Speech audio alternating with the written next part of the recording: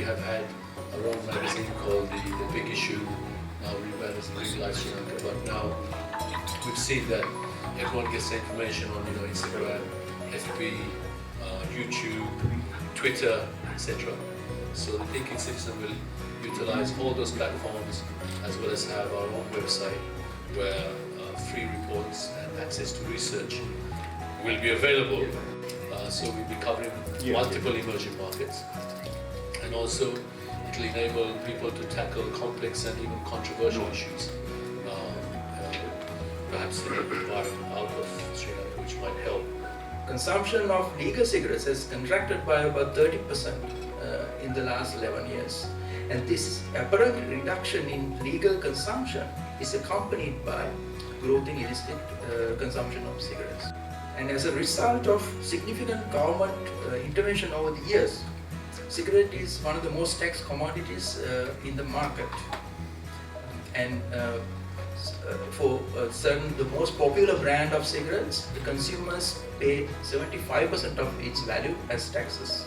In Georgia, the taxation in other sectors as well, like income tax, corporate tax, which has been reduced by about 30%, and then the tax income increased in sixfold. And if that is the case, then let them consume something that is better. Let them consume something of a higher quality than of a lower quality. So move from illicit to licit, and within licit move from hard to soft. I think this is a principle that is followed across the world, across the developed countries. In order to fight this kind of organized crime, you have to find who is importing these things. There are so many containers that are entering Sri Lanka, and a very small percentage is being examined.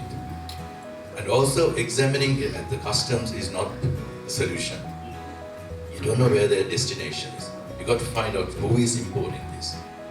So that shows that sometimes when you have higher tax rates, higher tariff rates, is obviously the illicit markets are being created.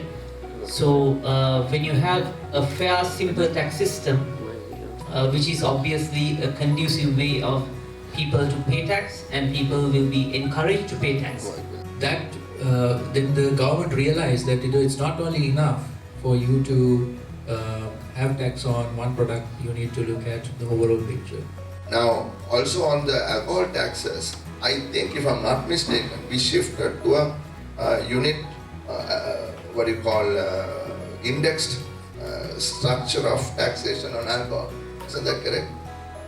Partially, because I recall the discussions we had with the industry in 2015 or so.